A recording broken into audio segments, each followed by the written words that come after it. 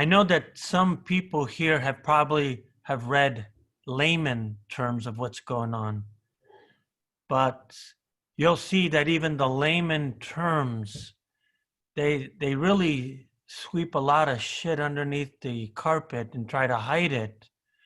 But we're gonna open everything up, and I'm expecting to blow your mind quite a bit.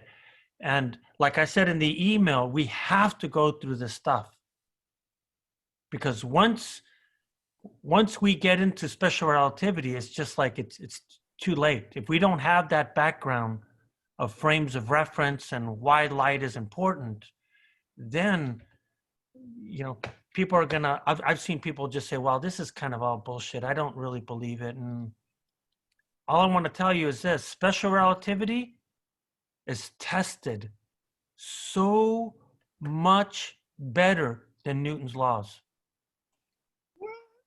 Let me say this to you: special relativity is more verified than Newton's laws by far.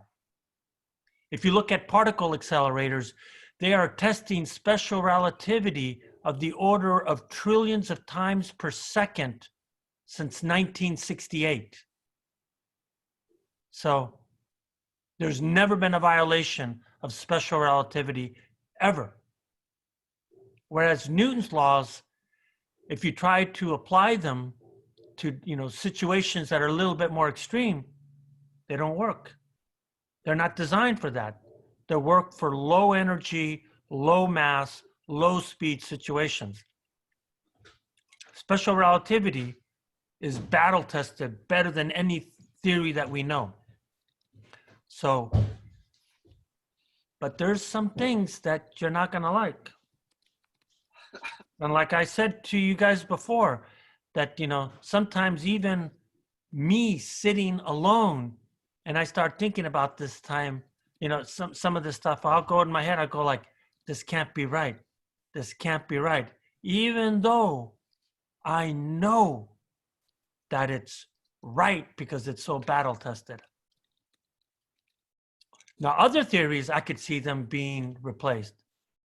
I can't see seeing special theory relativity being replaced. Okay, enough of this chit chat. Let's go. So what we want to do here is that we just talked about Galilean relativity and transformations. We needed to talk about light. And that says, these are Maxwell's equations.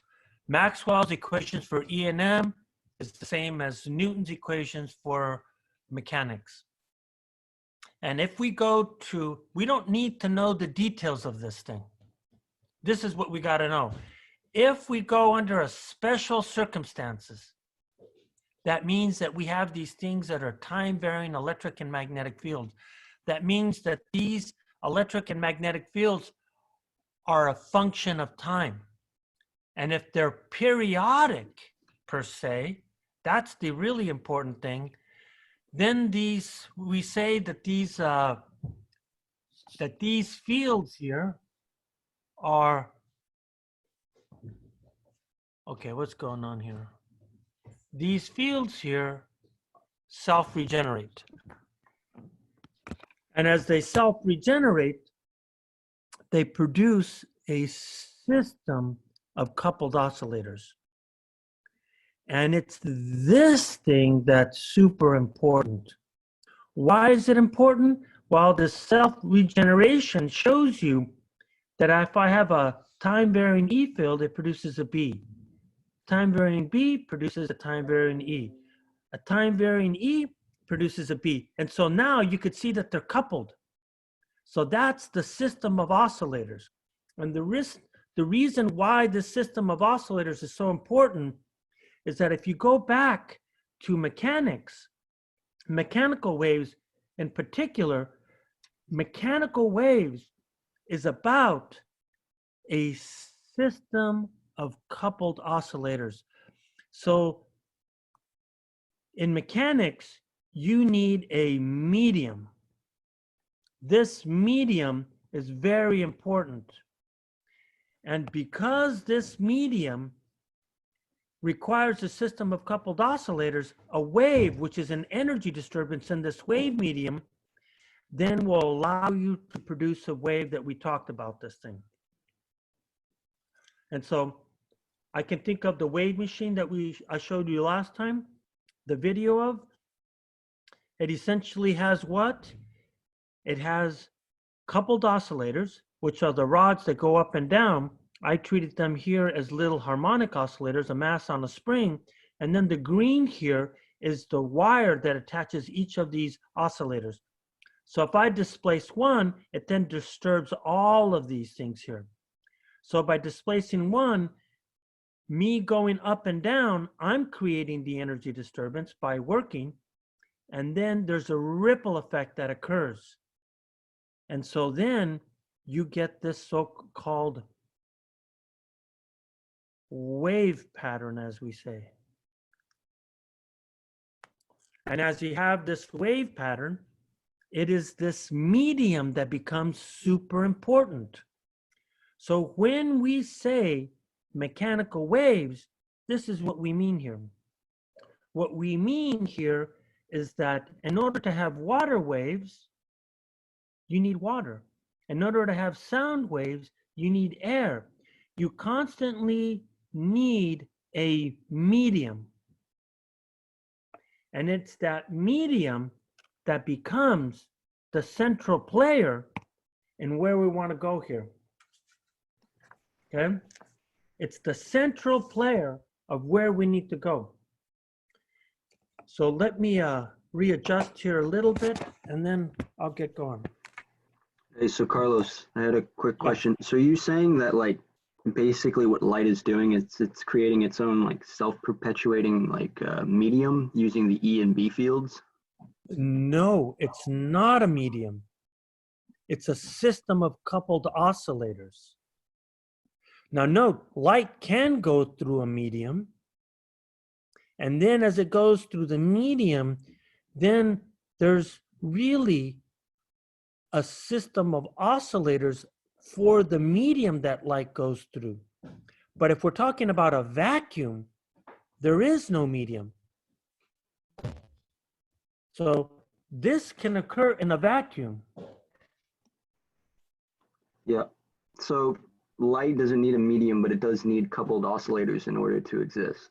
Yes, that's the thing.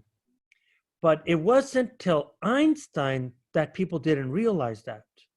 And it was in special relativity that he showed that light doesn't require a medium.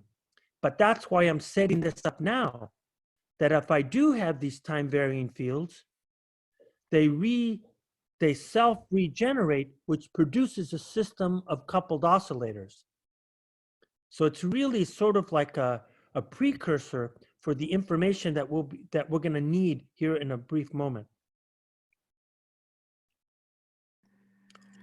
Gotcha, thanks. Okay, so now here we go. And so I would say that that's the end of review. So at the very end last time, what ended up happening is that we started to talk about light here. So light is the central thing now. Light plays the central role in the incoming physics. What I mean by the incoming physics, it's going to then be special relativity. Okay?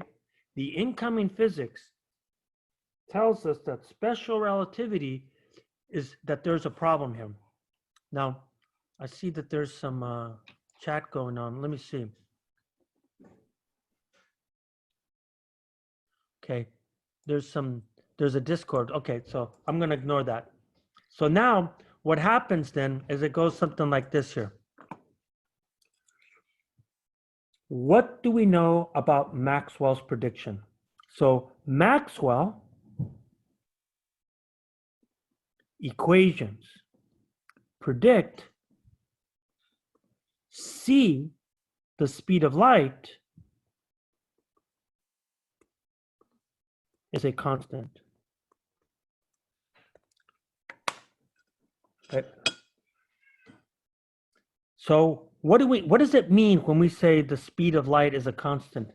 That means it never stops or slows down.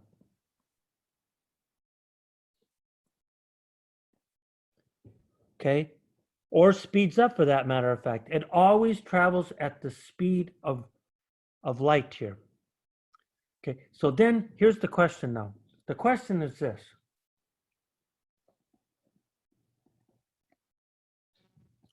There's actually questions.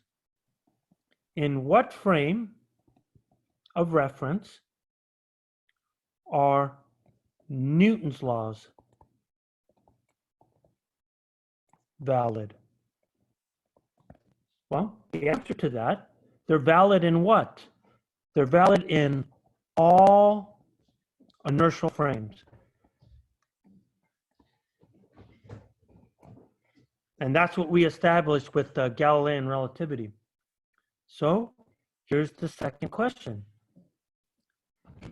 In what frame of reference are Maxwell's equations valid?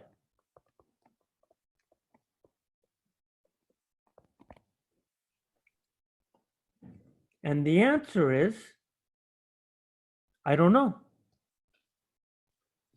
So the question here, in what frame are they? We don't know. And the reason why we don't know is because when you look at Maxwell's equations, there's no reference frame. You look at the equations and all of a sudden, you write a wave equation from Maxwell's equations, and all of a sudden you get this constant that appears, c. And what I meant by c here is that c from the wave equation ends up looking like this. And I know that each of this is a magnetism constant, this is an electrical constant. But all we know is that this is a constant. So there's no frame of reference that anybody talks about in Maxwell's equations. But if we kind of step back a little bit, we know that we're coming from a world of mechanical waves. In other words, we are coming from a mechanical viewpoint. What do I mean by that? Water waves, what do? Water waves require water. Can you imagine water waves without water? That's a silly remark. So the question is, if I have light waves, there must be a medium. Okay, I have this image for a little bit later, so this sucker's gonna be a pain in the ass for a while. So I'm gonna stick this as far down as I can. So what you find then, this mechanical view then says that if I have light waves, there has to be a medium. What is this medium? It's known as ether. Okay, so then if you have this mechanical viewpoint of light waves, then my medium is ether. And so ether is the medium in which light requires to travel. So then we go back to the question, in what frame of reference are Maxwell's equations valid? Well, even though Maxwell's equations don't tell us, the fact that the speed of light is always a constant, then what we must say then is that the frame where Maxwell's equations are valid must be in a frame that's at rest with the ether. So in summary, this is what I can say. That if one measures the speed of light, c, then it must be relative to the ether. And so what we could say then it must mean that Maxwell's equations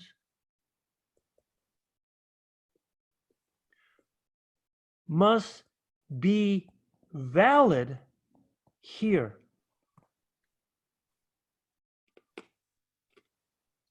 So once again, the ether is no surprise, right? One cannot imagine a wave without some type of medium. But I'll tell you this much, ether is a crazy substance. Now, why is it crazy? Or maybe strange might be the right word, because here's what we know about the ether. One, it permeates all of space. So that means the ether is in you, it's all around you as you walk around, it's all in empty space. Why? Because light travels through empty space and it travels here on Earth, so therefore you have this medium. But here's the thing here, if it's an empty space, then the ether does not have much resistance.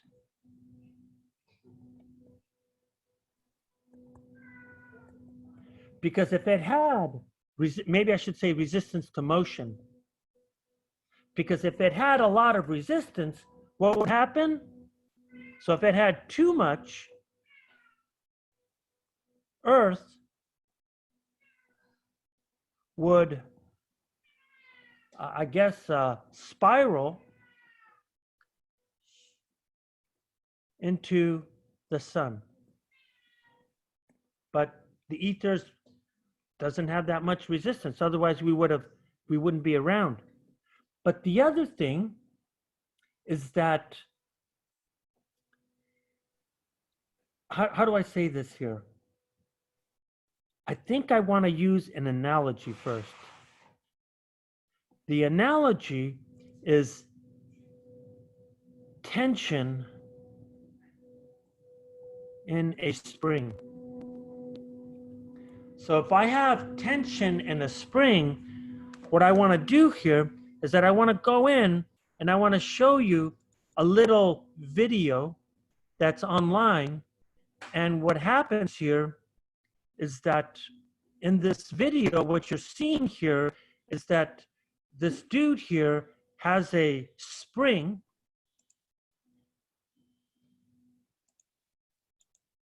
Come on, this guy's not letting me.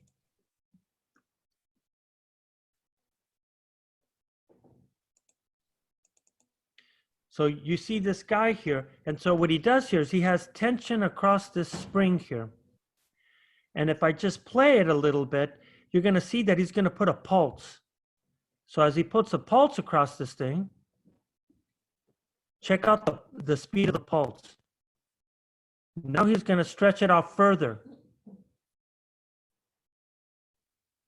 So the wave is traveling faster. So, oh, he's even stretching it further. Now let's look at the pulse. You could see it's even going faster now. So the question that we're really asking right now is that the tension in the spring tells us then that if I have a higher tension, I have a faster wave speed. If I have a lower tension, I'm going to have a slower wave speed. So the question that I would say then, if C is 186,000 miles per second, you got to admit that's a pretty high speed.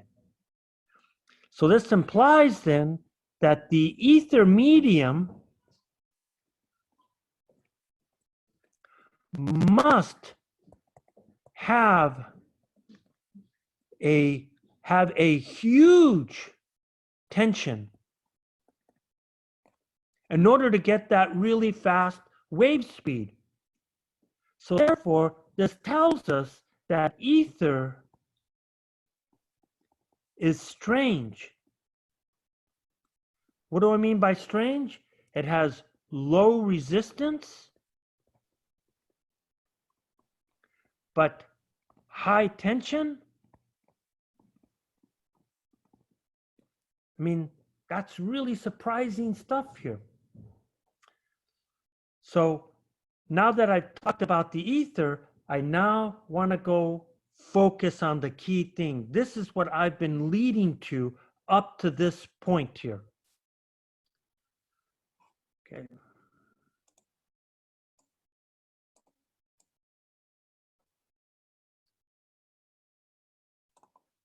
So here I go. So now the issue here is that here's my key point.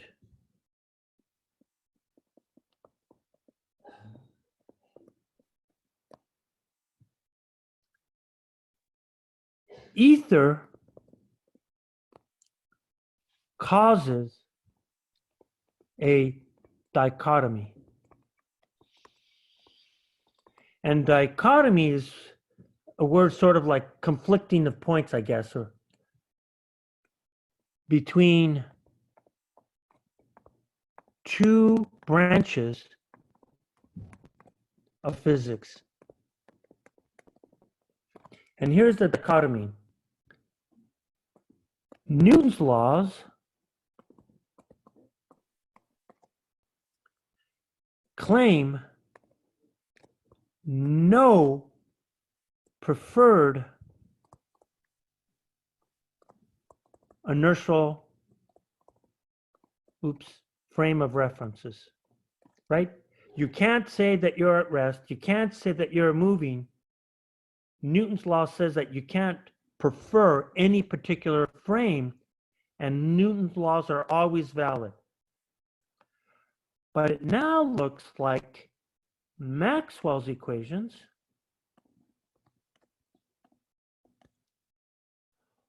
only work in the frame of reference at rest relative to the ether. And what that really means here is that C is only equal to a constant in a frame of reference at rest with ether.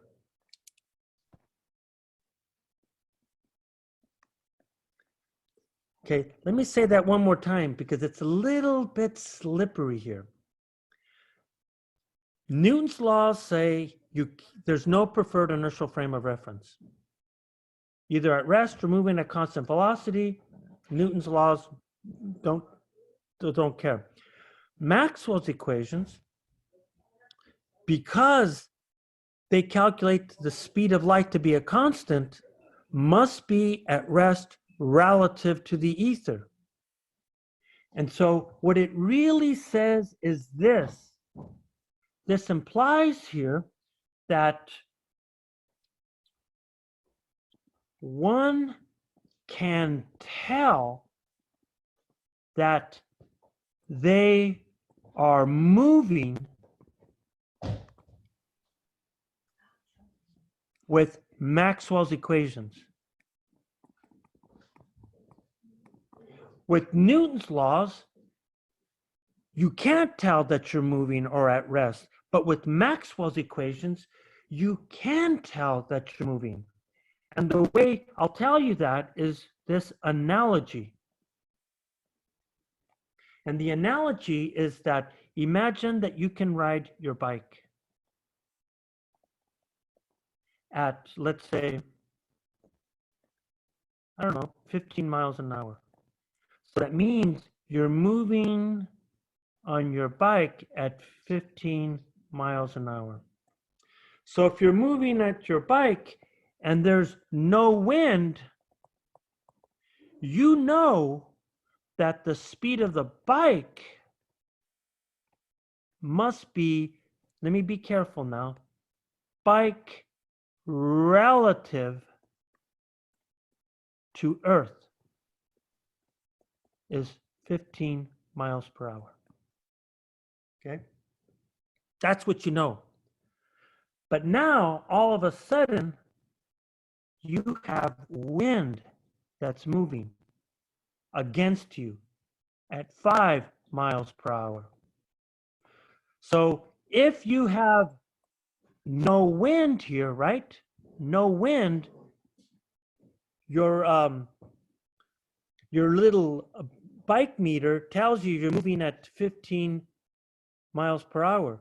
But now, if there's a headwind, we clearly can see here that the speed of the bike now is then going to be 15 minus 5, which will give you 10 miles per hour. And now all of a sudden you could just say, hey, I am moving at a different speed.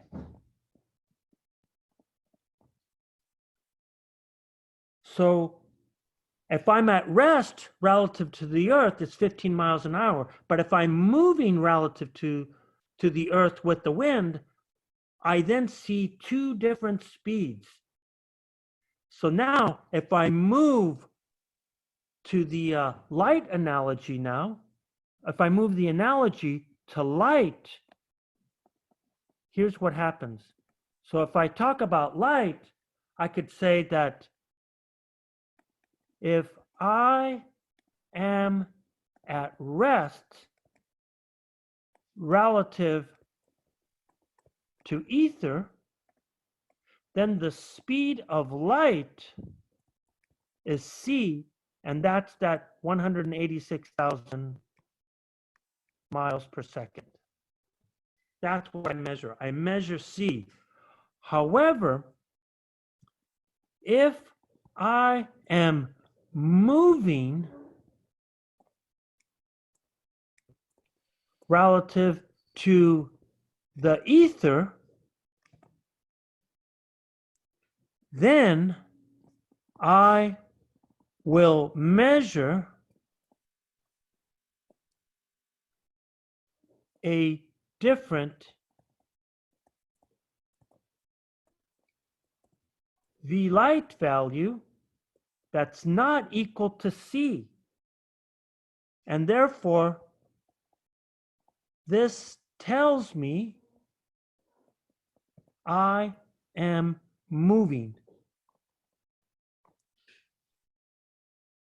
That's the dichotomy. The dichotomy tells me that there's a branch of physics, Newtonian physics, that obeys the principle of relativity.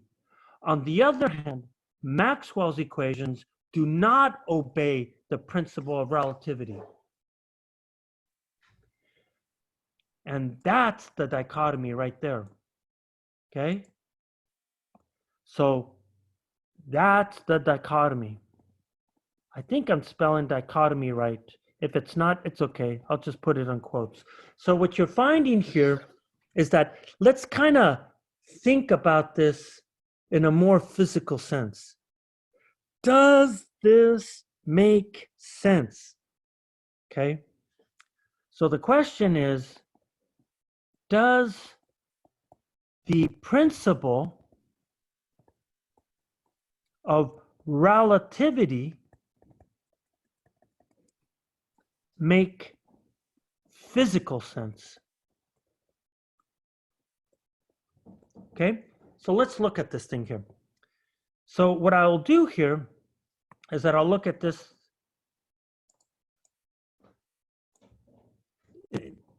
trying to just be as clear as possible, because I asked this question myself. And, one thing that I really hate about textbooks is that they don't really hit the really deep physical principles, which pisses me off because they're supposed to be physics books. But this one really caused me a lot of pain in really thinking about it. And so here's what I came up with. So the first thing that we should think about is that I'm going to look at Newton's laws. So if I look at Newton's laws and I ask, what does the principle of relativity really say when we're talking about it making physical sense? So what we want to do here is that we're imagining that we're on this red airplane. Okay. And this red airplane now is on the ground. And then I imagine that we have this little dude right there. And what this little dude is doing here, he's taking a ball and he's tossing it up and down. Okay. So note that this little guy is at rest relative to the Earth. And of course, this is the Earth right here. Now, I take this exact same plane now, right? And now it's moving. And we're going to say that this plane is now moving at 500 miles per hour, and it's moving at constant velocity. So according to Newton's laws here, this little guy tossing the ball up and down at rest relative to the Earth, or moving relative to the Earth at 500 miles an hour, is the physics any difference between these two spots? And the answer is that there's no difference in the physics.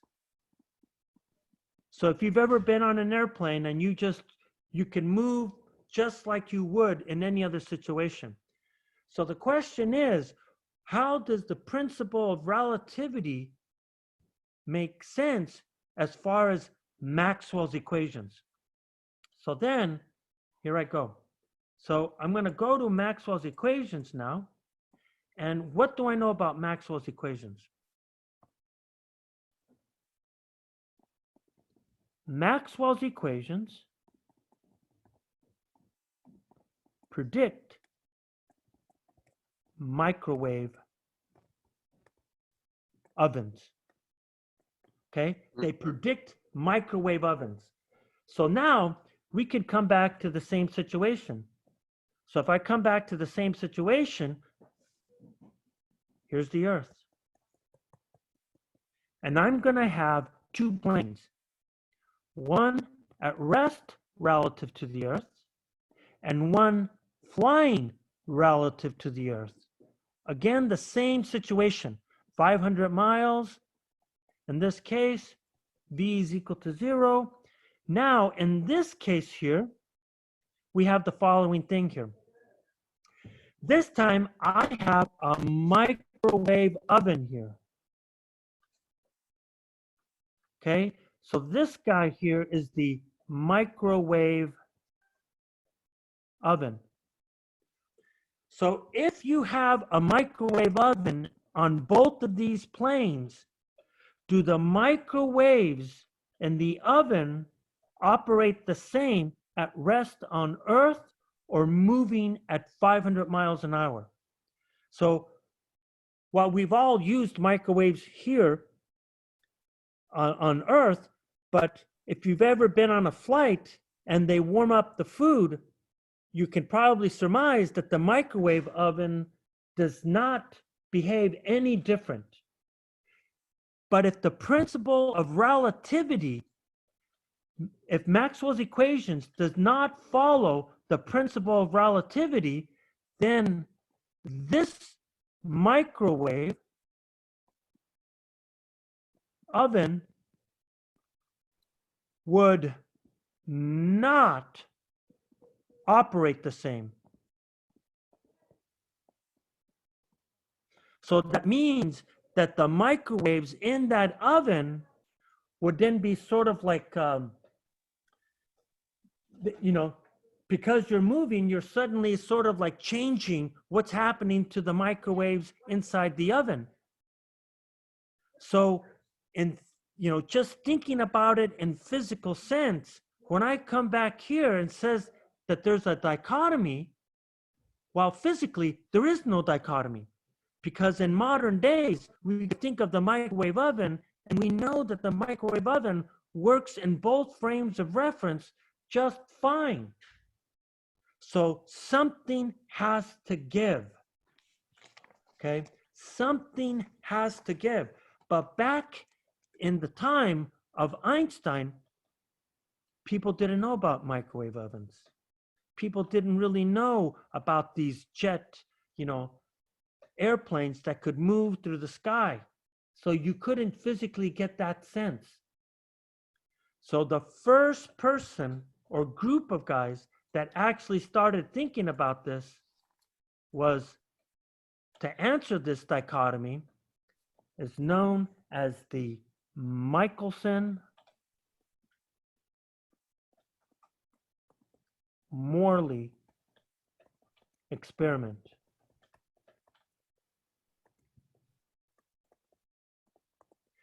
And a lot of times I call the Michaelson-Morley experiment the M&M experiment.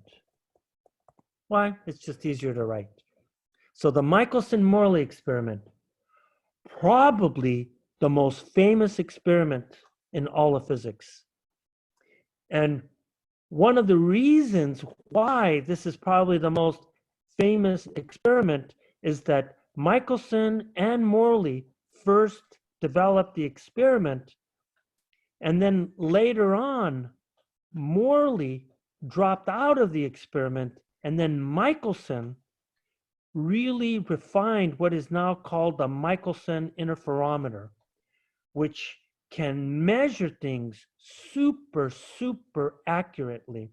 Like, it's essentially his techniques that can tell you if there's an undulation in a surface by, you know, less than a fraction of a wavelength of light.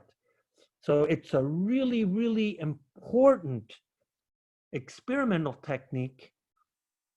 And we're going to see what they did. So what did the Michael-Morley experiment do? So the goal of the experiment was that it was designed to check the variance of the speed of light.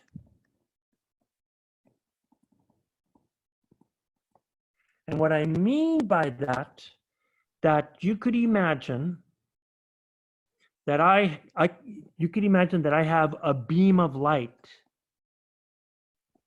that's going in that direction. And I should not write C, I should write V of light. And if the ether, if I have a crosswind, so if I'm in the earth and I'm moving through the stationary ether, then I'm going to have a crosswind due to the speed of the ether. So in this scenario here, you would expect it to have that in this situation, the speed of light that you actually measure should be slower. On the other hand, if I have it where it goes like this,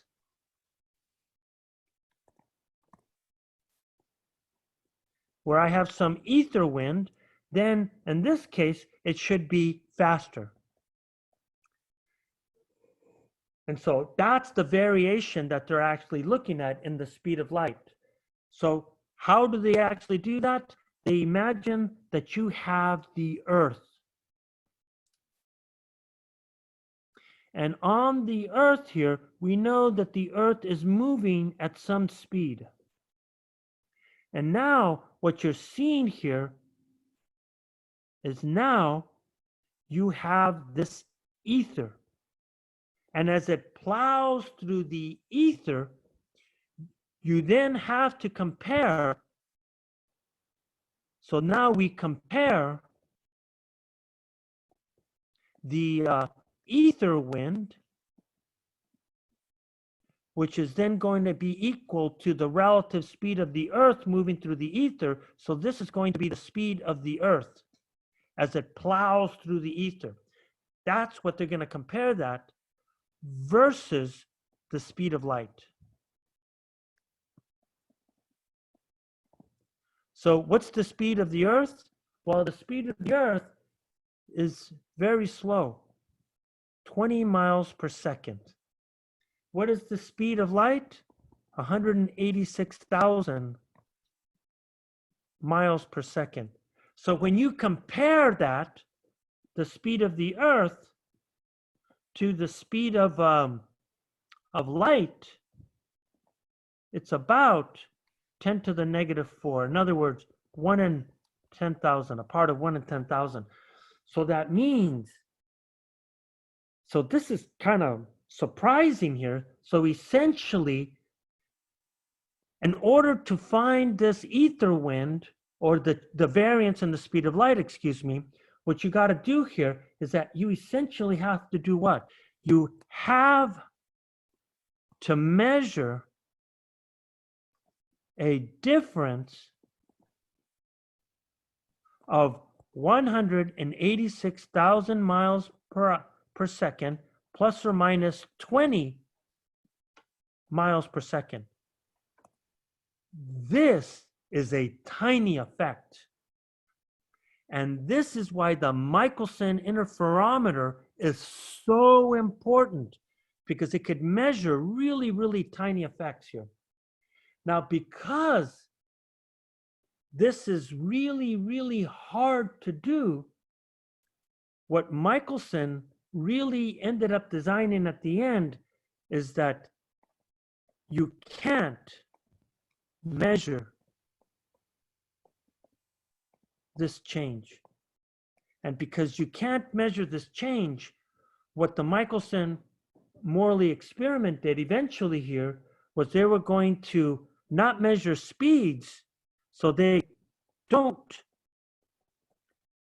measure speeds, but time differences.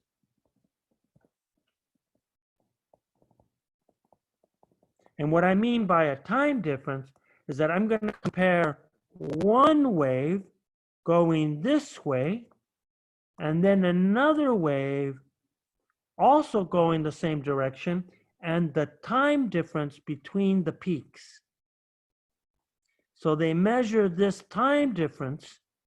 But they measure time differences between two waves. That's what they measure. And how they measure this time difference is that they use the concept of wave interference. And that means that they look at phase changes between waves.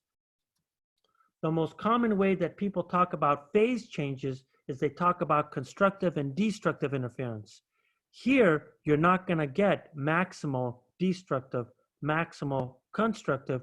You're going to get some fraction of interference, which means that you're really looking at phases. So to give you a sense of what I'm talking about, I got to keep moving this little picture down. I'm going to give you an analogy. Now, in my notes, what they do here is that I actually go through the details of calculating it. So what I'm going to do here is that I'm just going to summarize this thing. Okay, so what did the Michaelson-Morley do here? So here's what we're going to do here. The analogy that I'm going to look at, because I think this is the easiest analogy to imagine, is that I'm going to imagine a boat moving through a river. Okay, so if I have a boat moving through a river, you could imagine that here's my river. And what I know about this river here is it has a current. So I have a current moving in this direction. So what the Michelson interferometer does is it compares two different paths. So what I'm going to do here is that I'm going to imagine that I have a point A, and the boat's going to go to point B, and then I have a third point, C.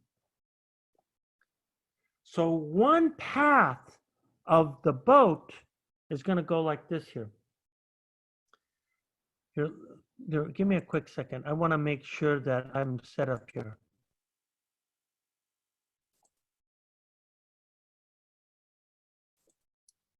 So what you're going to see here is that I'm going to have one that's going to go across, directly across, and then it's going to turn around and it's going to come this way. So this path I'm going to call A, B, A, and then the other path is going to go from A to C, and then they're going to turn around and then they're going to come back this way. And this path is going to be A, C, A. So what you're going to do here is that you're going to compare the time between A, B, A versus the time between A, C, A. Now, if we make a couple of details here, we're going to assume that this is some length L, and then the distance from A to C is also a distance L. Now we could go in and we could actually calculate this using sort of like relative velocities to actually do it here. So the way we calculate the time here is that we could just say, okay, the time to go from A, B, A and back should be the time between A, B plus the time between from B to C, B to A. And I can do the exact same thing for the other scenario here, where I'm going from A to C. You're going to find that I got to calculate them in a very analogous way, but there's a difference now. So if I now focus on the path to A to B here, what you're going to find here is that the only way you can go across is that you have to go at an angle. So this would be the speed of the boat. And then what does the current of the river do? It pushes it back in this direction. So now I have a triangle that I could solve for. And so then I now have a speed as I go from A to B. That speed, AB, should be the triangle of this thing here.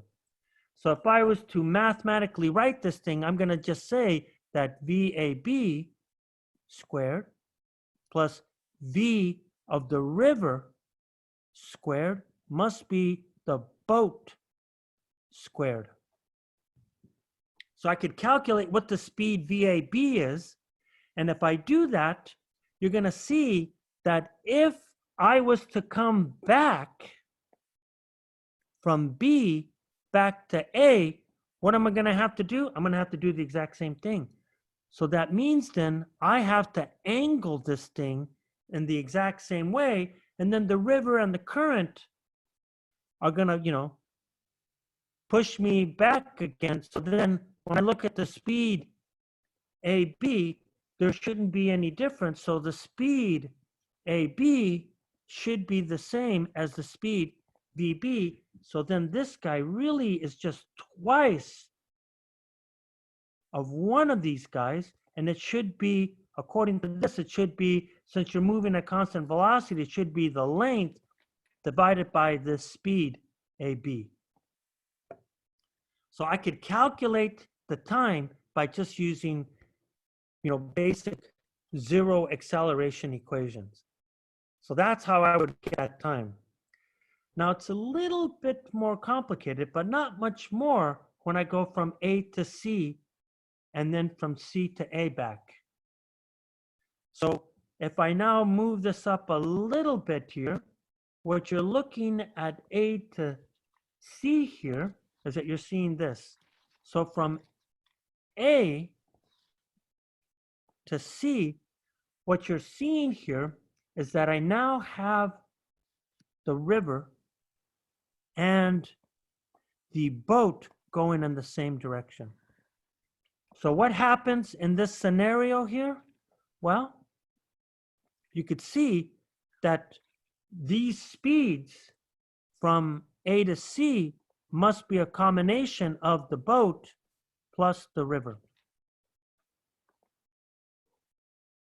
Okay, so in this scenario here, I could come over here. If I want to calculate how much time it's going to take to go from A to C, it's got to be the length that the boat travels divided by this AC. On the other hand, when I come back though, if I'm going from C to A, then what am I seeing? I have the speed of the boat again. It's in the opposite, but note the speed of the river is now subtracting. So when I look at that speed there, you're seeing that the speed from C to A should then be the speed of the boat minus the speed of the river. So if I now put that all together and you do a little bit of algebra, this is what you find, okay? So if I compare these all together, what I find here is that the time between A and B is then going to be the speed of the boat, speed of the river, squared square root divided by 2L. And if you do the algebra for the other scenario here, you're going to get that the time from A to C is then going to be V of the boat squared minus V of the river squared divided into 2L V of the boat. So when you compare these two right here with the actual numbers, what you're going to find here is that the time path between A and B is going to be shorter than the time path from AC to A. In other words, this takes longer. This is shorter. So, and if I think of this in terms of a wave pulse, that means then the green wave associated with path ABA is then going to be ahead of the path taken by ACA. So it's this time difference that we're going to look at. And so here we go. What did the Michaelson-Morley experiment do here? So what we do now, if I take this analogy and I move it towards the Michaelson-Morley experiment, so now, what did the Michaelson-Morley experiment do? Well, what they have here is that now I can bring out my picture here, and I'll show you what I have here. What you have is that right here, you have what's called a beam splitter. And what a beam splitter does here is that you send in a beam of light, and it actually essentially, it's a beam splitter is really like a bad mirror. Half of it gets reflected, half of it is transmitted. And so what you're going to see here is that if there's no ether wind, then the time path, I'm going to call this point A, and then this guy I'm going to call B. And then this point I'm going to call C here. And so what happens here is that there's going to be a split now. So then I'm going to get a green beam that goes there, it reflects, and it comes back. So what's the time associated with this one? The time path is then going to be A, B, A. And then there's going to be a split here that I have the red beam going up, it reflects and it comes back. So then this time path is going to be ACA. So note that this is reversed, and I could have rotated it, but I didn't. But either way, that's what we're seeing right here. So now what I'm going to go do here is that I'm going to go show you this applet. By the way, the only way you can see this applet is that if you enable Flash on your computer. There's a way to do it, but I won't show you. But if you ask me sometime later, I can do that for you. So here I go. So here's the thing here. So so if I don't have any river current or ether wind happening, but now look what happens. The beam comes, it splits, it comes back, and see how they're yellow? It turns out that red and green form yellow when you're talking about light. That's why you're seeing that. So now what I'm going to do here is that I'm going to reset this, but now I'm going to have an ether wind. So look at the wind. So if you're looking at the wind, it's going in this direction. So therefore, when I look at the red beam, it's going with the ether wind. When I look at it coming back, it's going against the ether wind. So now look at what happens if I play it. So if I play it, I'm going to exaggerate this a little bit here. Here I go. So here they go. They come in. Now they split.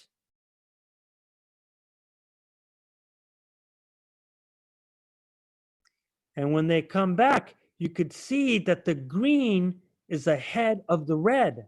So what did the Michaelson-Morley experiment do? It measured that time by looking at the phase of the wave.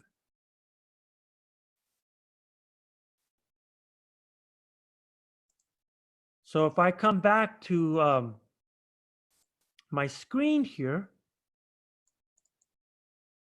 we could see here that in the Michaelson-Morley experiment, because of the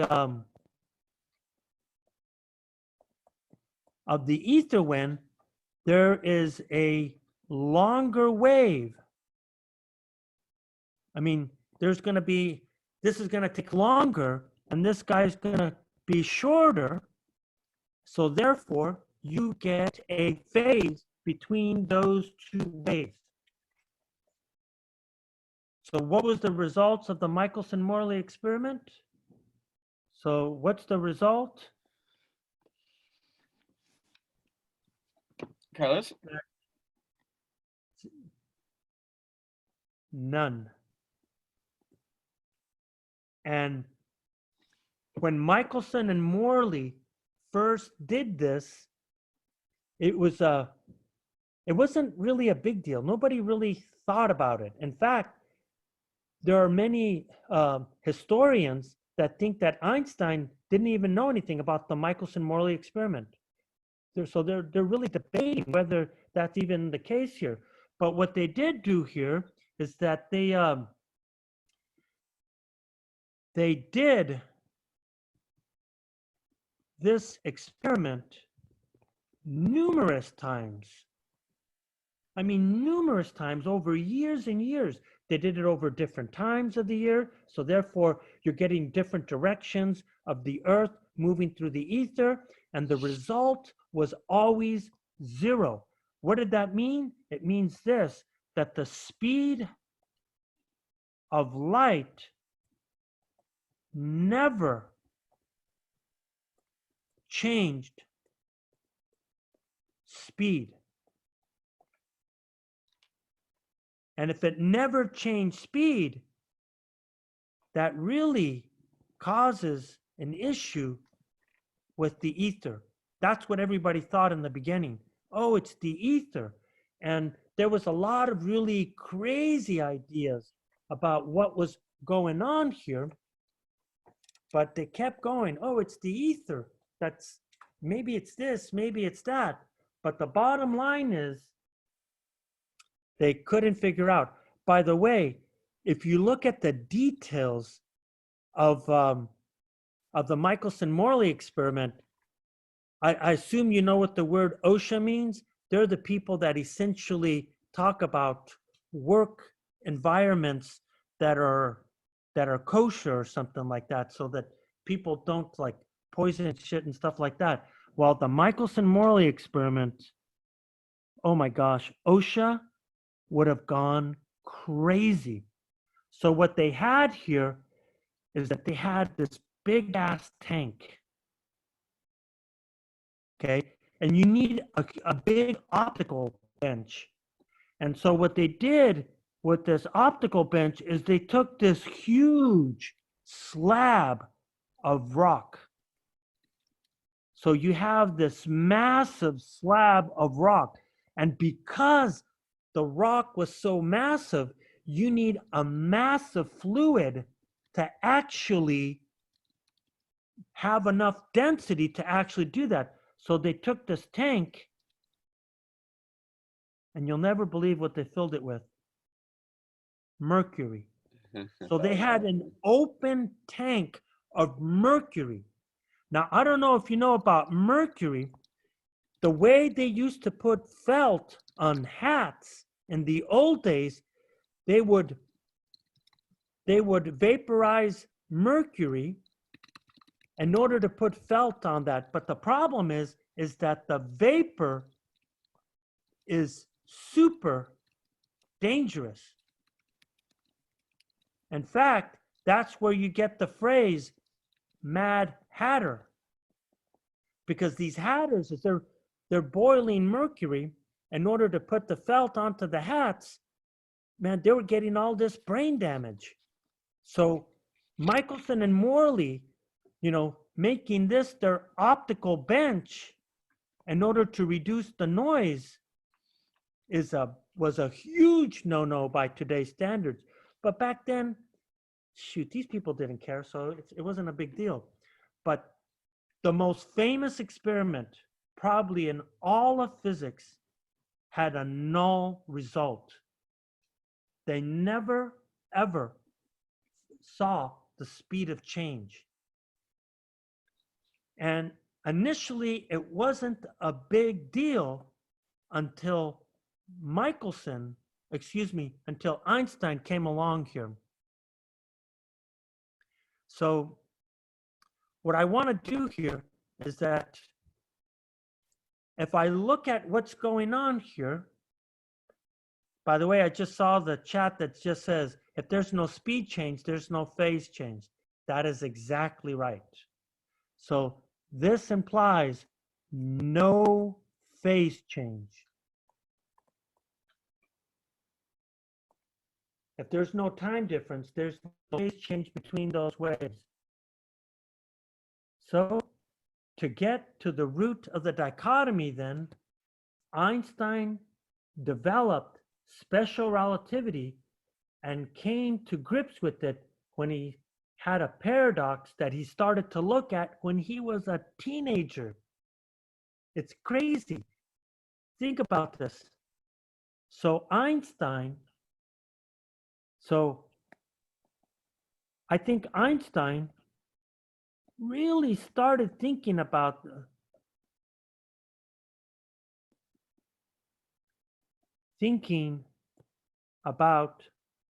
light, I think when he was 13 years old initially. But at 16, he found a paradox. And here's the paradox that Einstein found at 16. We've already said this, that if I look at Maxwell's equations, it predicts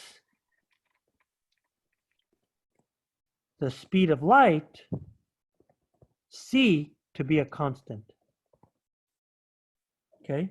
It never stops. It never speeds up. Nothing. So if you come from a Newtonian viewpoint, okay, so from a Newtonian viewpoint,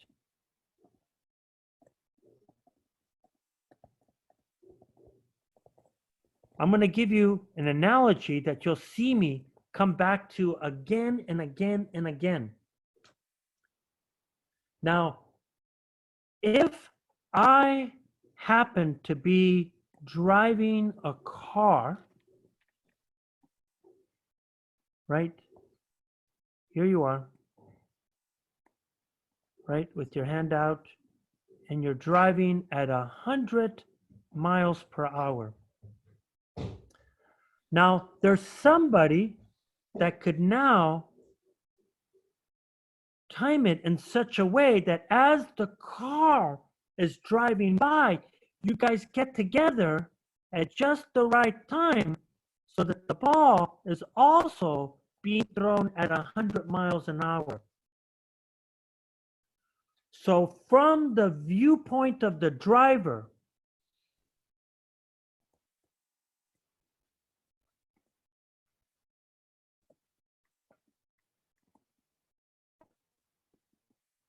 how fast is that ball moving? It's got to be stationary, right? The ball is stationary relative to him. If it's stationary, what can he do? He could take out his hand and he could just grab the ball out of the no air situation, right? He could just reach out and grab the ball. So now, here's Einstein's issue here. He says that if Einstein was to move at c, then I would have a light wave, right? So you could imagine, here's Einstein, right? Einstein, well, he's got that crazy hair. So he's moving at c. this is moving at c. So if this light wave is moving at c and he's moving at c, he should be able to do what? He should be able to pick off a stationary clump of fluffy light, right? He should be able to reach out and grab a stationary clump of light. But there's a problem. There's a big problem. Maxwell's equations have no solution for stationary light. Problem. Maxwell's equations have no solution for stationary light. So Einstein knew that there was a problem. And this is the thing that he was thinking about when he was 16. What is the problem here? And to kind of state this differently and equally as puzzling is this here, okay? And I think this says this really, really important point in a different way. So imagine, so this is just another example just to keep pounding the same thing because it's going to come up again and again for the rest of this lecture.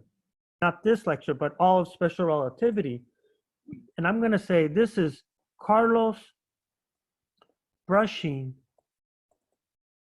his teeth. Now imagine now that I'm brushing my teeth here. As I'm brushing my teeth though, I'm holding up here a mirror. Okay? I'm brushing my teeth, holding the mirror. And so what I see here is that I can see my teeth because light bounces and reflects off the mirror at speed c here. But now, what am I doing? I'm running, holding the mirror. So if I'm running, holding the mirror, but this time I'm doing what? I'm traveling at c. So if light is coming off the mirror at the same speed, what should I see in the mirror when I'm traveling at the speed of light? What should happen is that I expect the mirror to go dark. Because if the mirror is moving away at the speed of light, then the light should never reach the mirror to go into my eyes. And Einstein had a different analogy, but it's very, very similar to this, but in a different way. That's the dichotomy. That's the problem that Einstein had the issue with.